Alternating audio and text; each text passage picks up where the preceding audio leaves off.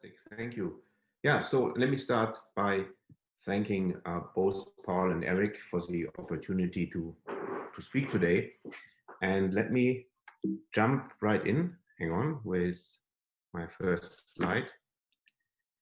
So the first half of my talk is focused on what I would like to call higher order chromatin studies in human brain, in an attempt to better understand the, if you want to call it that way, genomic risk architecture of common psychiatric disease such as schizophrenia. And this is a long-running project that goes back to a grant I wrote many years ago together with Pamela Sklar, and it turned out to be an extremely productive project, mainly through a very close collaborative effort with Panos Roussos group. Primarily, I want to mention Kiran Girta and Gabriel Hoffman and Gerald Bendel, who are leading the bioanalysis and bioinformatics of this project. And it's a pretty large project. We have by now generated around 1,000 ChIP-seq samples, basically from 1,000 data sets of genome scale histone modification profiling. And the wet lab part goes back, a couple of years ago. We finished that to two very fantastic wet lab scientists, Yan Jiang and Maya Kundakovic, and they both by now have moved on and running their own laboratories and have moved on to independent faculty positions. So what we did for the first few years in that project is immunoprecipitation of chromatin with site modification specific histone antibodies, and trying to map the levels of the histone modifications back to the genome. And we did this, and if you can see my mouse, I hope you can see it. This shows nucleosomes. This is what I would like to call for this talk the elementary unit of the spatial genome, 147 base pairs of DNA, wrapped in 2.5 loops around octamer of 8 core histones. So what we did for many years is to map these modifications. You see this here on this, you see this classical histone peaks. In this case, it's a transcription mark histone acetylation. We do this by a cell type specific resolution, mostly in the human prefrontal cortex. And for the first couple of years, we were busy in mapping and annotating these peaks. And it gave us some new insights, primarily shown here on the very right of this slide, primarily by unambiguously showing that open chromatin associated histone modifications, if you do it in cell type specific resolution, show a very strong, very significant enrichment for the genetic risk architecture of common psychiatric disease, including but not limited to schizophrenia. And this is a big difference to their surrounding non-neuronal cells, isolated from the same tissue specimens that show very little. So you could say in some point from a 30,000 feet bird's eye perspective that these common psychiatric disorders, as it pertains to the risk architecture in adult human brain, are primarily neuronal disorders. So what we then did in the later, more recent phases of these projects, after we have generated hundreds and hundreds of these ChIP-seq data sets, Kiran and Panos and Gabriel really did a great analytical job by uncovering correlational structures between these individual isolated histone peaks. And that turned out to be a very productive avenue, because by doing that, we encountered this interesting phenomenon that is shown here on the left side of the computer screen, where you have a window of several hundred kilobases, and it shows a correlational matrix basically in this piece of linear genome. Let's assume for now it's 50 kb long. Each of these pixels show a correlational pattern of neighboring histone peaks. And what you see clearly is that these histone peaks, if you walk along the linear genome across this 100 kb window in this case, that these histone peaks correlate very highly, and then you suddenly get a sudden stop, correlational structure breaks down, a new correlational structure emerges. These histone peaks are correlating co-regulated, correlating in levels together. Correlation structure drops down again, on and so forth and so on. So this is very exciting because this has been shown until now only in very large data sets of human lymphoblastoid lines. So this is something really new, and we wondered what do these correlation structures means, because in cis-regulatory domains. And for now, just think about, we started with these nucleosomes. I showed this in the slide before, 147 base pairs in isolated histone peaks. Now we're already on a scale of 100 kb. So one interesting thing that is emerging, shown here on the right side of the slide, is that these histone cis-regulatory domains, if you look at the genes that are enclosed within these regulatory domains, that they often form very tight transcriptional clusters with several of these CRDs basically grouping together. This is actually a transcriptome map here, not a histone map, showing very tight clustering of genes. And we're trying to understand that, what this exactly means. And this is interesting because when we did this type of analysis for hundreds of brains of cases with schizophrenia and controls, then we discovered two things. First, there is a widespread histone acetylation deficit in prefrontal cortex of subjects with schizophrenia. It primarily affects neurons, and it's for histone acetylation as prototype broad transcription-associated marks, shockingly widespread. It affects about 10% of the overall histone acetylome space in these prefrontal neurons. And it's a very specific finding because when we pursue the same type of analysis in same brains with a different histone mark, trimethylglycine 4, which is also a transcriptional mark, we get shockingly negative result, meaning there's not a, after correction for multiple discovery, not a single histone peak that is altered. So in addition, these histone peaks can be, as I said in the slide before, combined together to cis-regulatory domains, and they show some enrichment with the genetic risk architecture of schizophrenia. But again, for me at least, the most striking feature is how these CRDs can define, or subgroups of these CRDs can define tightly co-regulated groups of gene transcripts which share both function and correlated expression. So this shows here, for example, a very nice tight cluster which is filled with ion channels, neurotransmitter receptors, cell adhesion molecules, etc., etc.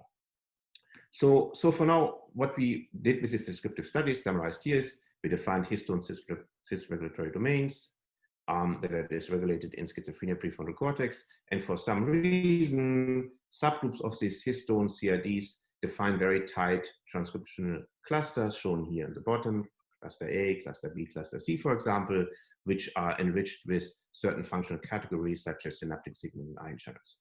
So far, so good. So what this discovery, if you wish, reminded me about is about a study that we published not that long ago, 2018, in a project that was led by a very talented MD PhD student in the lab, Prashant Vajarajan. He now graduated, is back to his medical team. This was a very productive collaboration with Kristen Brennan at Mount Sinai, and Ziping at UMass, and Will Yao at the New York Genome Center. So basically what Prashant did, he took iPSC-derived neurons and neural precursors and glia and mapped for, back then, the PGC2, the 145 schizophrenia risk loci. He mapped all the chromosomal loopings that are anchored in this risk locus, shown here in red, and that target a neighboring gene within a 1 or 2 megabase distance from that risk locus. And by doing that, obviously, he expanded the genomic risk space of schizophrenia by basically doubling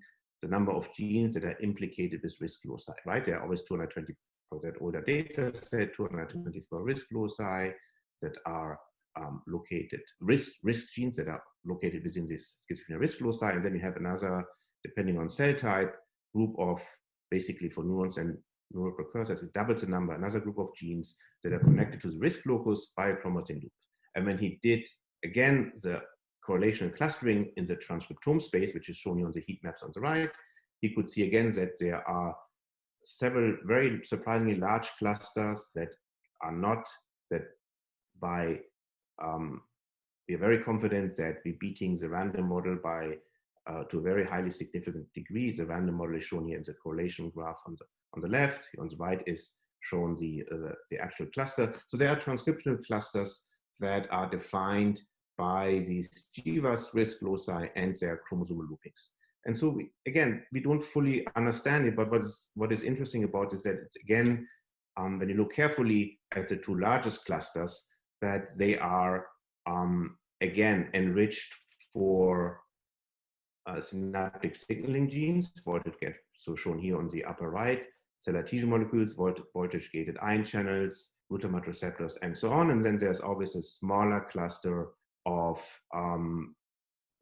genes that encode primarily, but not exclusively, epigenomic regulators and parts of the chromatin remodeling machinery.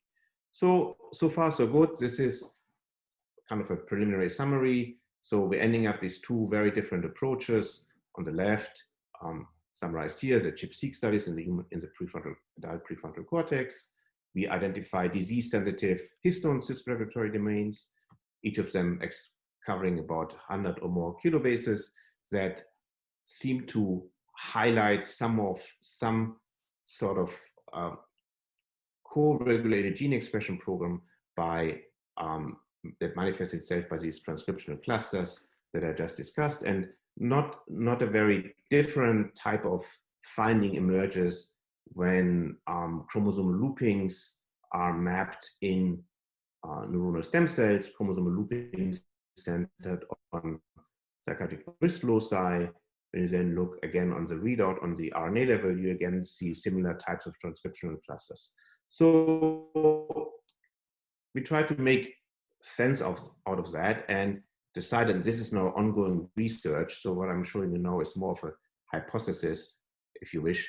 So we decided to explore this by pursuing what you could call spatial genome mapping. So what we did is we looked genome-wide at the chromosomal interaction map by using these DNA proximity assays that are used in the field to identify a structure that is called topological domains, or TADs, genomic, if you wish to call it that way, epigenomic entity that are defined by as a chromosomal interaction matrix. We basically measure in this interaction matrix, here on the diagonal is a linear genome, you measure the frequency of chromosomal contacts. And what you can see in this window, this shows an example of 20 megabases. You can see that this chromosomal interaction frequency again show very sharp boundaries. So you have here, for example, here's where the blue arrow is, there is a boundary, here's a boundary. So these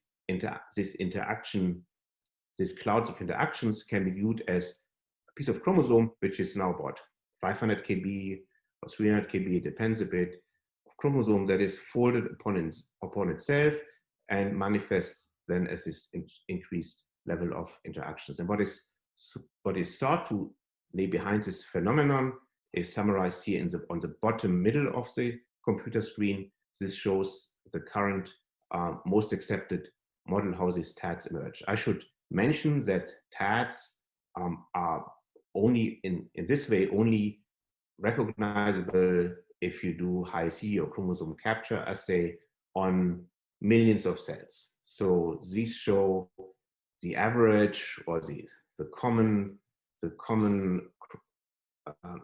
set of chromosomal conformations that are based on chromosomal contacts from millions of cells. If you do this on a single cell level, you probably won't see the entire TAD, but you would see bits and pieces of loopings that are centered within the TAD. And what is behind the TADs are two major components. One is called the boundary element that sets the boundary of the TAD. It's shown here in the lower part of the slide as this hexagon. And the boundary element can be a protein such as a CTCF chromatin scaffolding protein, for example, and or some other protein or some kind of heterochromatic context. It's not a homogeneous entity.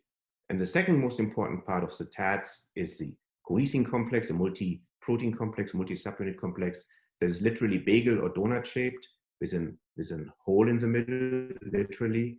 And through this hole, what this hole basically does, it allows multiple strands of DNA, typically two, something can be more, to slide and slip through this hole. And this then forms the basis of a looping. And what these coresins, here's, for example, now one TAD, right? Here's a boundary element, right? Left one. So what these cohesin complexes are doing, they are sliding back and forth between these boundary elements in every cell and causing a variable set of loopings. And if you now look at the millions of cells, you see this typical clustered interaction matrix with these sharp boundary elements, because these cohesins can't go by the boundary element. They stop, they bounce back. Here starts the next TAD, and the cohesins within that TAD do the same thing. So anyway, so these TADs are then supposed to provide a modular organization to the chromosome by constraining the regulatory interactions of promoters, enhancers, and repressors, typically within that TAD, while the neighboring TAD has other regulatory elements that typically do not jump over the boundary. So this provides a very modular system that may be quite important for all kinds of genomic questions and all sorts of unresolved issues in genome biology. So we published in Prashant's paper, we published some of the early CNS-focused findings of TADs. For example, we reported that these TADs, which by the way show a very nested pattern, so there's always a larger TAD and there are smaller subTADs often, that these TADs show a certain type of pruning as neurons differentiate, by neurons typically losing a lot of these subTADs during the course of differentiation. We don't know exactly what's underlying them, but for now what matters is that they have been quite useful for us in terms of understanding genome architecture of psychiatric disease. And this is an early example that Jan, when she was in the lab, was leading. It shows here on the upper right side of the screen, it shows in iPSC-derived neurons. This was again, of course, a collaboration with Kristen Brennan and also Li Shen. So this high-C window is a 2 megabase window centered on the clustered protocatarian locus. It shows the TAD landscape. You see my mouse here, right? The TAD landscape, the chromosomal interaction matrix for this 2 megabase of genome. Very typical. Very typical. It's not the only example, right? So this is it's not a singular example, but it's a very typical. So I like to emphasize it. It shows here in yellow this risk locus that was identified in the PGC2 schizophrenia Jiva study, maybe about, I don't know, 100 kb wide or so. It's right at the beginning of this TAD. And when you look at this, it's not rocket science to assume that this psychiatric risk locus may well affect all these genes that are in this larger TAD, which is about 50 different cell adhesion molecules and 20 other genes that are encoding something outside of the cell adhesion space.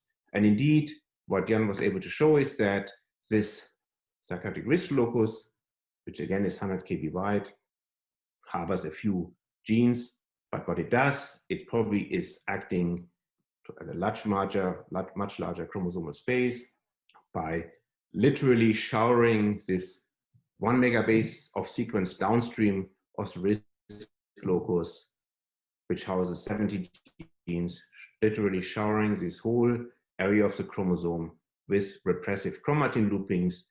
And Jan was able to show that these repressive loopings are very important to keep a balance between transcription inhibition and activation at this locus. And if you remove this stop signal, this block of heterochromatin at the beginning of the locus, you get protocatarian derepression and probably abnormal neurodevelopment. And another very interesting, it's a bit beside the main focus here, but very interesting feature of TADs, I think, is the fact that in areas of the genome where you have syntenny, meaning conserved order and arrangement of genes between, in this case, human and mouse, you have, at least in mammals, a strikingly similar landscape of this TAT. So I'm still shocked by, if you follow this TAT landscape in adult mouse cortex neurons at this syntenic locus, the protobacterial locus, that it's almost to the detail, strikingly similar to the TAT landscape that we encounter in human neurons differentiated in the cell culture dish. And I think it's very interesting because if you look at sequence conservation, of course, there's lots of sequence conservation within the exons, within the coding exons of any of these two genes in these two megabase windows. But outside of these coding exons, sequence conservation is not higher or lower than the usual degree between human and mouse. And there's no way of looking, at least not base pair by base pair sequence conservation, there's no way to predict or understand how this conservation of these TATs happens, because there is a lot of time went by since mice and human split their lineages. So this is a bit besides the point, but quite interesting. So what we did, coming back to the genomic risk architecture, so what Kiran was able to show with her prefrontal histone cis-regulatory domains is that they are typically forming modular subunits within TATs. So on a linear scale, histone CIDs are about 100 kilobases wide, and this contrasts to TATs, which have a wider range, which are typically between 100 and 1 megabase wide. And so most often you encounter very typically that a histone cis-regulatory domain is embedded within a single TAT. It rarely, these histone cis-regulatory domains rarely cross TAT boundaries, as you may expect based on all these findings in this area of computing science. So this is for us interesting because it now allows us to at least test these alterations in schizophrenia brain, where the hundreds of histone cis-regulatory domains are altered in diseased brain as compared to control brains. It allows us to at least test certain hypotheses that include the spatial genome. And for us, the biggest, at this point, the biggest exciting question is, summarized here at the bottom, do these disease-relevant TATs co-localized, spatially co-localized inside the cell nucleus? Is there a shared nuclear environment, right? So again, the rationale for this is that you have these histone cis-regulatory domains that are altered in schizophrenia. The entire pool of histone acetylation peaks shows some change in disease in the diseased brain cohort. So you have these individual TATs where these histones, which each TAT housing one or two histone cis-regulatory domains or histone CIDs, but that would by itself not explain that you have these correlational clusters of RNA transcripts which are spread across, each cluster spread across many different CIDs on different chromosomes. It doesn't explain it straightforward. So we think that perhaps these TATs that give rise to these clusters of co-regulated clusters on the transcript level, that these TATs may perhaps literally share the same nuclear environment and be located in the same part of in the same sectors of the nucleus. And so this is something that we're right now testing, and I don't have a conclusive answer to that, but I have some of the tools ready to report or ready to present for you, at least not so much the wet lab tools. We're a little bit behind in testing this on the wet lab level, but in the dry lab, with in silico assays, I think we made good progress. And this goes primarily to the credit of Sergio Espeso-Gil, who was a postdoc in the lab. And what he did, he told us, forget about studying one TAT at a time.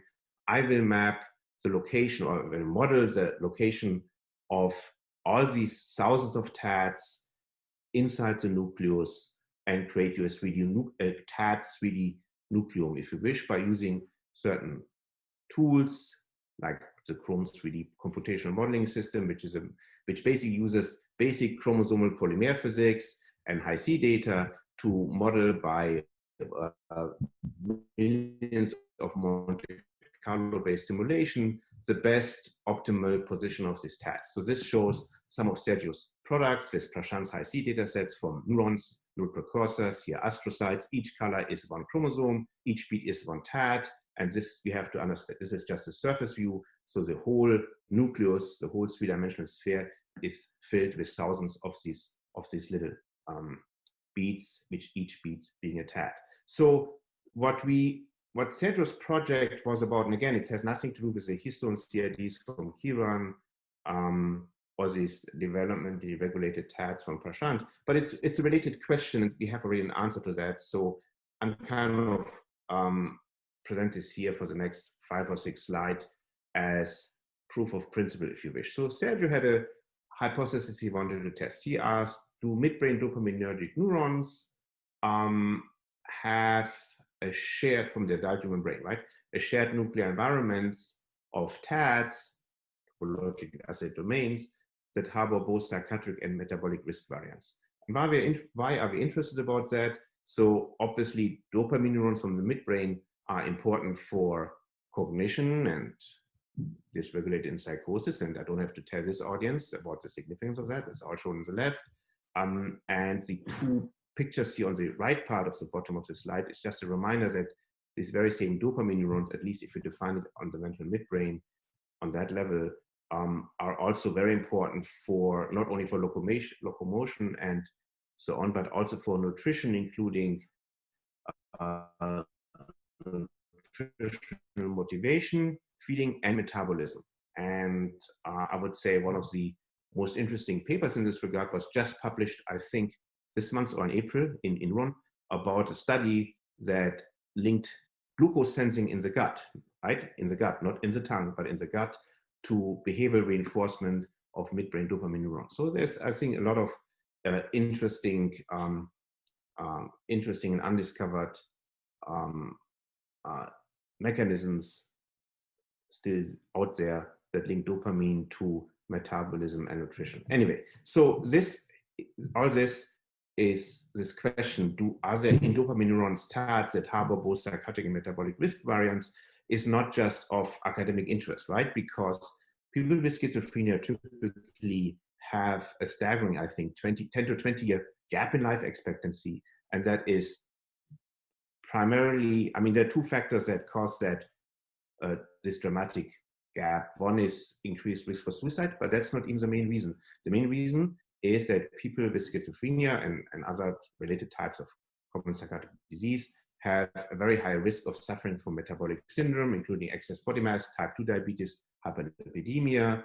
And this is, of course, of a very multifactorial etiology, including but not limited to antipsychotic drugs. And it's an interesting, from a genomic perspective, an interesting problem, because on the linear genome, if you look for overlap of the genetic risk architecture, at least in the Jiva space, this is some older data shown here on the bottom of the slide, older data from the Psychiatric Genomics Consortium and from these related consortia in the metabolic field. There is very, very little overlap, meaning the genetic risk architecture of obesity, excess body mass index, metabolic disturbances is largely non-overlapping with the psychiatric risk architecture. So, but we said lack of overlap on the level of genetics does not mean there is no genomic interaction, perhaps, right, in this dopaminergic nuclei that have common function. And so we were fortunate to have, back then, Tobias Harlene was in the lab. He's now a faculty at Columbia, who developed a very nice FACS-based assay to sort the nuclei of adult human midbrain dopamine neurons with a transcriptional marker N1 in combination with N+. This was a collaborative project with Nadia Zankova and also John Query and Panos Roussos. And so when you look on the RNA level, nuclear RNA-seq, you see enrichment for both for psychiatric risk Jivas, but also for body mass, right? So this is already interesting. And so what Sergio did, it took us a year to get an high-C, a chromosome conformation map, TAD, topologically associated domain map shown here, right?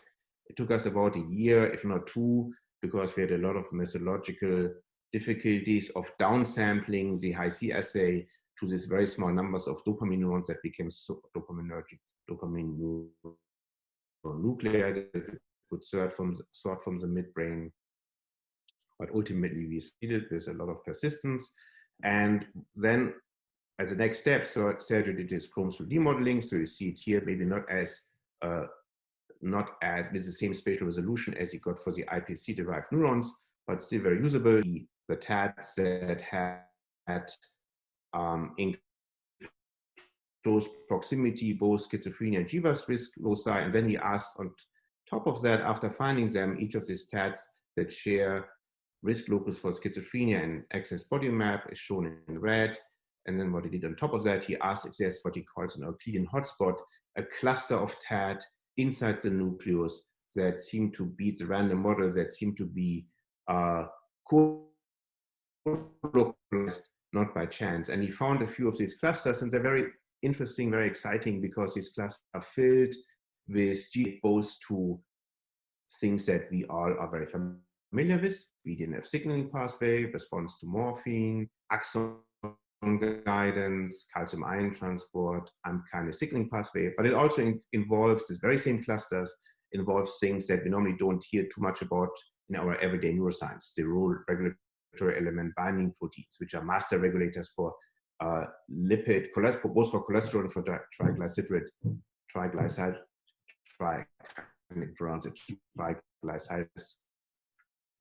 TLG biosynthesis, and so on and so forth. So we're very excited about that. And the most interesting Euclidean hotspot or cluster of TADs in this nuclei of dopamine neurons involves actually a locus which is not only a GWAS risk locus, but it's a well-known on chromosome 16p11, shown here, a well-known copy number variant locus where the affected patients either develop a form of neurodevelopmental disease or schizophrenia. But the interesting thing is they all have dramatic changes in weight. Either they're very overweight or they're very underweight. And we were very excited to find out that this CNV, this risk locus on chromosome 16, is part of our Euclidean hotspots, and that it is through this shared nuclear environment that it even maintains some transchromosomal contacts to loci on chromosome 17 and chromosome 22 that are right straightforward targeting these sterol element binding transcription factors SREBF1 and 2, and some other important molecules that are key regulators for metabolism. And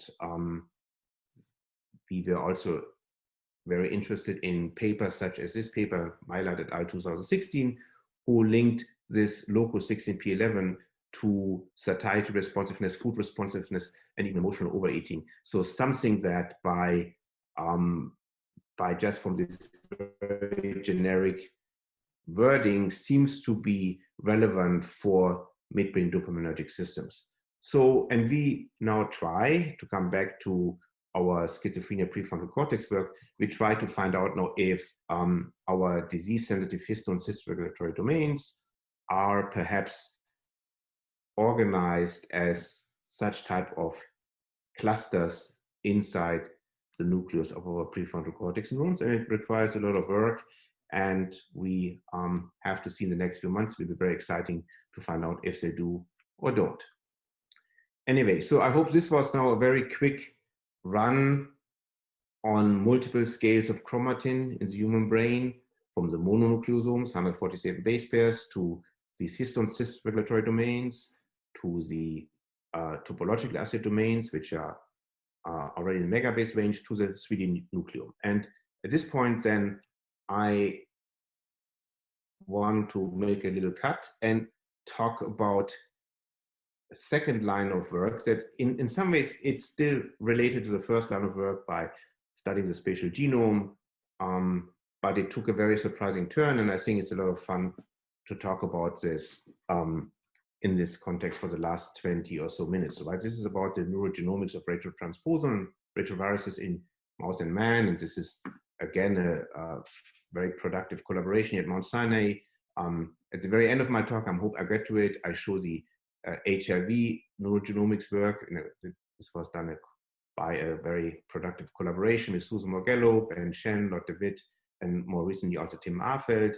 And the first part of my talk is all about these mouse interstitial A particles.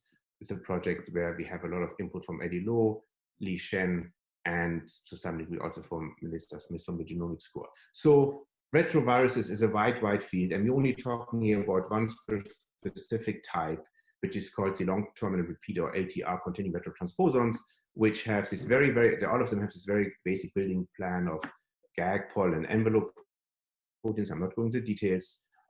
Just mentioning that they can, what these retroviruses do, right? They basically have a reverse transcriptase that allows them to reverse transcribe, obviously, their RNA into DNA, and through several sophisticated mechanisms, they paste this DNA inside the genome of the host. There you have now a retrovirus, you have a retrotransposon, and the whole cycle can go on. And this picture here on the right shows the universe of retroviruses very much centered on the phylogeny of retroviruses that are a threat to humanity, such as HIV-1 and 2. Not to forget, by the way, there's another one, HTLV-1 and HTLV-2. It marches slowly across the globe in the shadow of HIV. It causes severe myelitis and a type of leukemia. It's certainly a very scary virus as well. And in addition to that, so these are basically examples of exogenous retroviruses that are infectious and that can jump from one person to the next. So, and then you have a whole universe of endogenous retroviruses, which are basically sitting in the genome. They're not infectious in terms of jumping from host to host, but they still are relevant. And one of them is the so-called interstitial A particle, IAP in the mouse, and its close relative, which is ERF-K, which is probably not any more mobile element, but it's still disease relevant in human. And I'll come back to that later. So, and all this started with a totally different question, which centered on a project that was led by Sandhya Chandrasekaran, who just recently defended, and some of you may have here on this talk now, on this Zoom meeting, have attended her defense and her interesting talk about a few weeks ago, right? So what Sandhya did is, Sandhya's project started out by looking at transchromosomal contacts in the adult mouse brain, and this shows here an example of a high C studies, right? So this circle plot shows the autosomes in colors, and it shows all these contacts that exist between two different chromosomes, right? Pairwise contacts. And it's not rocket science. If you look at this slide a little bit longer, and this is cell type specific, nu-n+, nu-n-. What you recognize is that these contact maps look across these animals, across these four animals, strikingly similar from animal to animal, right? This neuron contact like this one, all look very similar. I hope you see that. And they all look very, very different from the non-neuronal contact map from the cells that were extracted from the same cortex. So they're very cell type specific, what we call mega domain organization in these cells, and we try to get to it and skip over this. This is just some validation of the high C contact map between chromosomes by DNA fish. I'm jumping over it because I'm running out of time. So Sandhya did this neuron-specific subcompartment typing of this connections by basically asking how are this mega-base defined chromosomal contacts, how can I organize them? And she identified two types of subtypes of what is called A and B compartments. There's an A1 and A2 and a B1 and a B2 compartments, and A compartments in the high C literature are basically equated with euchromatin and B with condensed heterochromatin. So this may be interesting, but by itself, so what?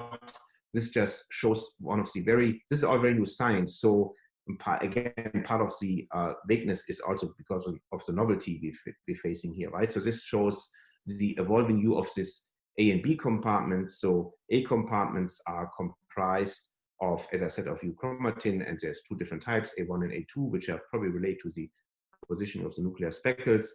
We don't know this in our system because we haven't analyzed speckles, but we know it's good to know that we get roughly the same kind of fractionations that other people in the field find. The more important thing was when we looked at the heterochromatic subcompartments B1 and B2, and what we quickly discovered is that in neurons, this B2 subtype of heterochromatin shows a striking enrichment for a repressive histomark, trimethyl lysine 9, but more interestingly, for the ERF2 and maybe a little bit also for the ERF1 type of retrotransposons. So this enrichment, we were kind of surprised to see that in neurons, this subcompartment of heterochromatin shows such a very strong clustering for one particular type of repeat, the ERF2 endogenous retrovirus LTR retrotransposon type, and not for any of the other repeat types which are out there in the genome. And in the interest of time, I'm going over this slide, although it's quite interesting. So what's the interesting fact about the ERF2 is that it houses this very active, in the mouse, a very active mobile element, the so-called IAP that I already mentioned in my overview slide, interstitial A particle. And the IAP shows a dramatic expansion, dramatic spread in many different strains of mus musculus laboratory mice, including C57 black 6, which is the mouse that is used for MM10 for the murine reference genome. And this is very interesting because there are other species like Mus spretus that split 1 million years ago from the musculus line that have very low numbers of IPs. So one thing, and I should mention that IPs are not totally unknown in the neuroscience literature. Like, for example, there's a very famous IAP which is inserted itself at the agouti locus. That is a very different story, and I'm just mentioning it here for the record. So we're not studying one IAP at a time, we're studying the whole genomic organization of all IAPs in the mouse genome, right? And so what we did is we did a high-C experiment actually on neuronal and non-neuronal nuclei from spretus, which has a low IAP density, and from C57 black 6 from mus musculus, and compared them side by side. And this heat maps show all these, for this heterochromatic B2 compartment, show all the sequences that have a much higher interaction frequency in the C57 genome as compared to spretus. And it's a very unambiguous result in that sense that especially in neurons, not so much in the surrounding non-neuronal cells, but in neurons from the adult human cortex, this rise in the density of these interstitial A particles in the murine genome, especially in B2, is associated with a much higher chromosomal contact frequency, interchromosomal and intrachromosomal frequency. So you could say, in some ways, I try to, in the interest of time, I'm going through this very interesting PacBio results because I want to get to the HIV part. So in some ways, you could claim, as a hypothesis at least, that IAP retrotransposon drive the intensities of these neuron-specific mega-domain conformations. This is very interesting because these IAPs keep spreading in these laboratory mice, and this is more of a fun slide, but it's based on rooted evidence. So for fun, I would like to speculate that maybe in 1,000 years or so, or maybe even sooner, if these IAPs keep spreading, we have a very different chromosomal contact map in this future mouse because of the spread of the IAPs causes a dramatic increase in the density of heterochromatin in at least these cortical neurons. Okay. So one thing we did after these descriptive studies, we wanted to know what happens if we now remove the repressor mechanisms that keeps these IAPs, interstitial A particle retrotransposons, and other ERF2s in check. And there is a very well-known system, KMT1E, SETI1 histomethyltransferase, which is a key repressor system for this type of retrotransposon. It has been shown in many different somatic and stem cell tissues, so it's not a specific system to the nervous system, but nobody has studied this on any level outside of the RNA level, let alone the compartment level. And so when we did this, we were shocked to find out that the most dramatic increase of these transcripts happened in the A2 euchromatin compartment of these mutant mice, and not as we suspected B2, which shows a lukewarm increase shown here by the smaller blue circles. And then paradoxically, some of these other compartments like A1 and B1 did not even show an increase. So we were shocked to find out that this retroviral silencer, once removed, shows a very compartment-specific derepression of the retrotransposer. And we tried to understand it, and let me go through this. So what we ultimately found out is, I'm trying to summarize this, or Sandhya spent a lot of time in creating a nice graphically instructive representation. What happens here is, what we discovered is that our B2 compartments, which is also enriched for these IAP ERVs, has a preferential cross-compartment connections by chromosomal contact to the A2 department and the compartment, and we believe that by taking away that set of repressive chromatin conformations, that this can trigger then this derepression from the A2 compartment. Be it as it is, we were striked about the downstream consequences of this. So we saw by RNA-seq profiling that endoplasmic reticulum stress pathways, cytoplasmic ribosomal pathways, ATP metabolic process were all upregulated. And these don't sound like interesting categories, perhaps, from a neuroscience perspective, but it's interesting, especially this endoplasmic reticulum stress pathway, because remember these IAPs, intratesternal A particles, that's the name, they accumulate inside the endoplasmic reticulum of the affected cells. That's how that name comes from. So we thought this is interesting, and we said perhaps these IAPs do not only manifest, or this IAP derepression in our mutant mouse does not only manifest itself by on the level of the RNA, but perhaps on top of that there is translation, maybe even assembly of provirus. And this turned out to be the case. So we first identified expression of the retroviral proteins by Western blot and by immunohistochemistry, and this is one of the most shocking findings that came across, at least me, in my research for the last, 1 or 2 decades at least. So IAPs, right, intratesternal A particles, are these retrotransposons. They were known in the literature to be expressed and escape repression in mouse tumor cell lines for a long, long time. So this is a paper from 1988, electron microscopy, showing a myeloma line, I think, showing the presence of these IAP particles in this endoplasmatic, in this cisterna of the endomembrane system, or the endoplasmic reticulum. So this was known. It was not known that these things can happen until now, I think, in brain or in any post-mitotic cell. And we have unambiguous evidence from Bill Jansen and Esperanza Agulo Pascal, who were super helpful in our Mount Sinai electron microscopy core by analyzing our KMT1 mutant mice. And this shows a picture of a neuron. It's very shocking to me, because these are all these little donut-shaped pieces here, all these IAPs very clearly, and even immature IAPs in this cisterna here, very similar to these somewhat taken at higher resolution pictures from the cancer literature. So there are some neurons that literally get hijacked and overwhelmed by these IAPs that happily assemble, get expressed, get translated, and assemble as provirus. The important thing is, remember they're all missing a certain protein, the envelope protein, that is required to getting attached to the cell membrane. So they're probably not spreading, they're literally caught in the body of this neuron.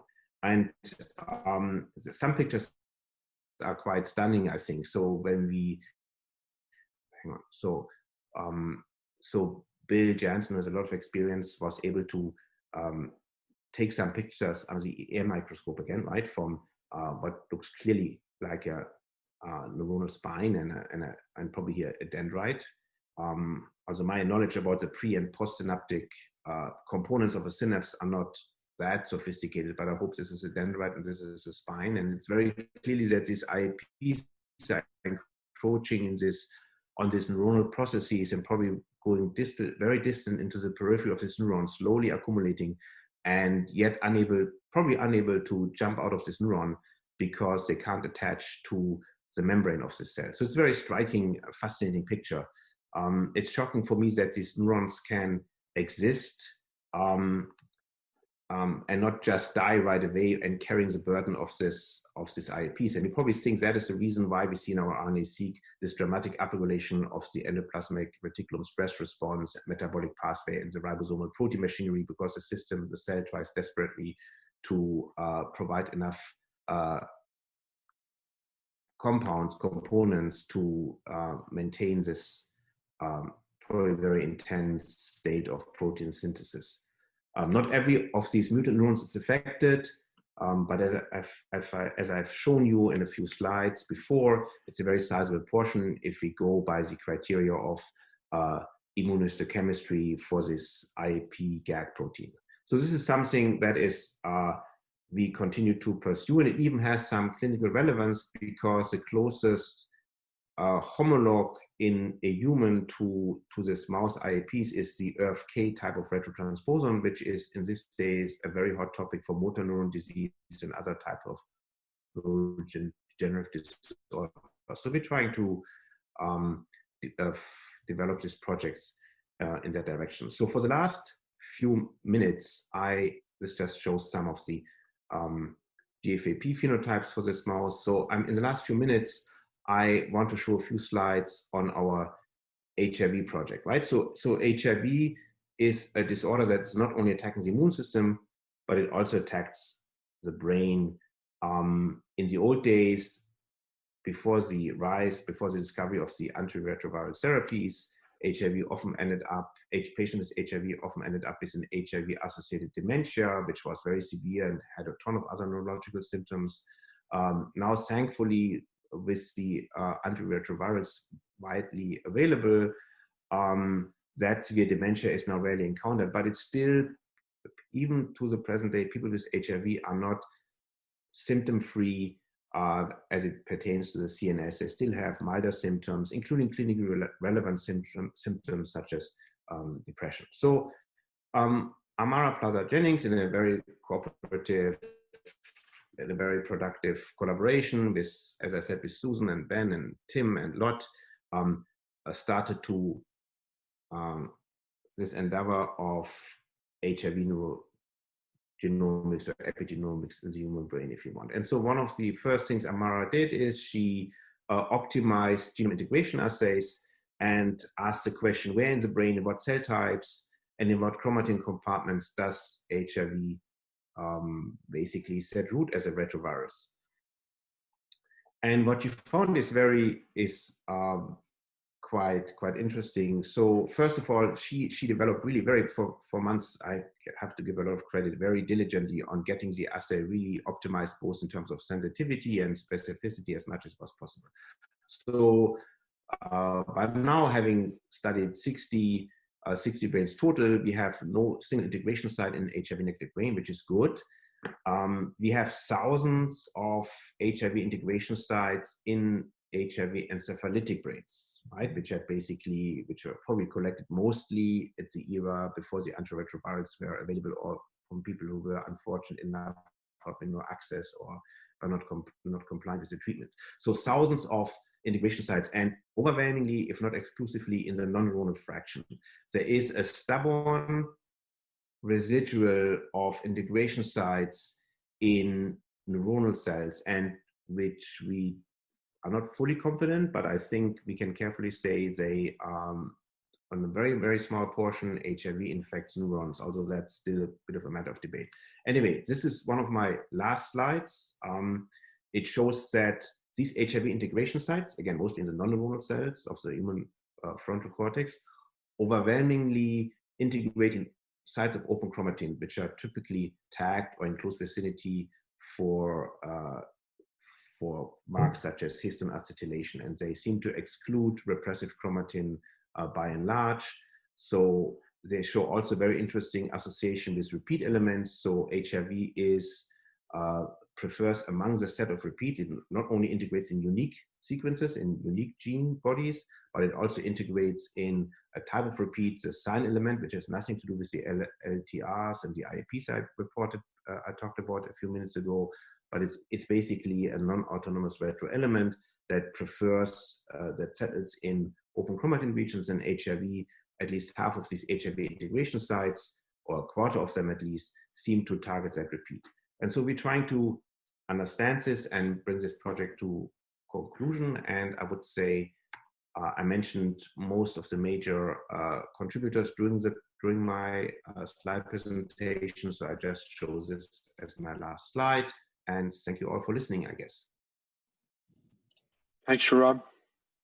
That's great. Thanks very much, Schahram. What beautiful work.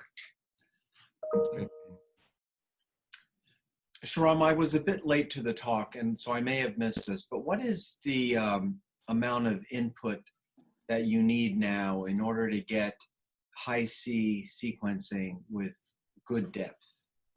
Yeah, it's a good question. So I should say we are quite confident it works with as little as 5,000 nuclei. For sure, it works very good with 10 or 20,000 nuclei.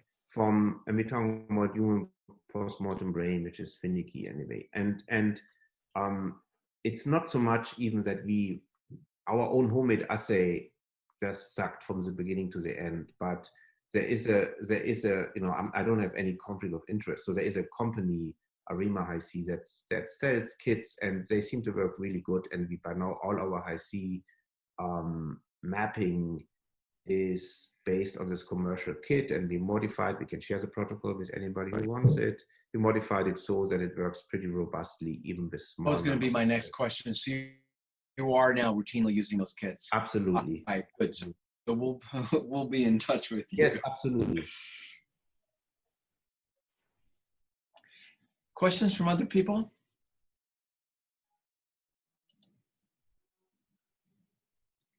In terms of the repetitive, so actually, you know, you do have two questions in the chat room. So one is, how was the High-C data converted to a spatial map? That's from Mainland Fernandez Garcia. Yeah, so I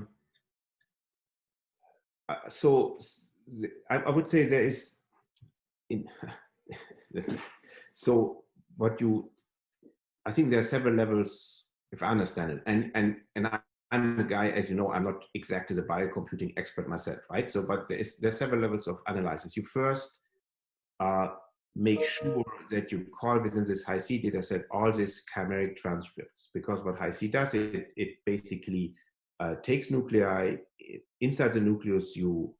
Within nucleus intact, you restriction digest and religate that chromatin. And for any DNA that is for any chromatin strand that is in proximity of another chromatin strand, regardless if it was its own regular on the linear genome or a chromatin strand from another region of the same chromosome, or even from a different chromosomes, those are these chimeric transcripts that emerge. So you map this chimeric transcript where you say, okay, this is a chromosomal contact. It's not linear genome. It seems to be significant. You call this chimeric construct. And then you build your spatial genome map. You can build it in cis along a chromosome, or you build it between different chromosomes. I think that's the very basics of it. Okay, and I see there's two other questions. One is from Dan Hassan. Could you please elaborate on what might be regulating the spatial TADS organization, and whether disturbing this organization without TADS reorganization would result in gene expression changes? Yeah, so I would say it's a good question. The classical examples came from the cancer field. If you had microdeletions and microduplications that encompassed a boundary between TADs. What often happens then is that these two separate TADs, with a boundary element removed, merge, and it's a bit of a mess, meaning the gene expression is not normal. There's genes from one TAD that are not normally expressed, now they become expressed, etc., etc. So and that's mostly from the cancer literature, and I think the psychiatric genomics experts who map CNVs and so just beginning to embark on that concept. What is less clear is what kind of epigenomic dysregulation causes TAD changes. And there's some extreme examples. We published this 2017 Nature Genetics paper where there's a histone-methyltransferase that regulates the protocarterian locus. But by and large, I think it is not yet, not well studied. And so I leave it at that. And the last question in the chat room, Schahram, and we should make this the last question given the late hour, from Roland Friedel: do IAP reinsert into the genome of the mouse neurons? Yeah, that so this is that Sandra didn't present some of the slides in her dissertation just a few weeks ago because we didn't have the data. We don't know the answer to that. Probably we have no evidence that it happens in neurons. We mapped, and I went over the slides because we ran out of time. We did PacBio long read sequencing. We're very confident to identify IAP insertions that are not in MMM10. And they happen at some point in the life of this mouse, maybe at the stage of neural precursors. We have no evidence, no conclusive evidence that it happens specifically after neurons differentiate into neurons. Right. We had a PLOS One paper where we showed fusion transcripts expressed at a very low level. So these are transcripts where repetitive elements were fused onto a coding gene. Yes, I saw that. Very interesting. Suggesting that there might be some reinsertion, but at a very low rate. Yes, or it could be exon skipping or some kind of, could be that there is abnormal splicing, so to speak, that the gene gets spliced with a neighboring IAP without insertion, right? It could be just splicing, I think, as a competing mechanism, if, as a competing hypothesis to the insertion hypothesis. Okay, I think we should stop given the hour. Schahram, thank you so much for your cyber lecture. That was really good. Enjoyed it. And thanks, everybody. Thank you. See you at the next one. Okay. Bye-bye. Bye-bye.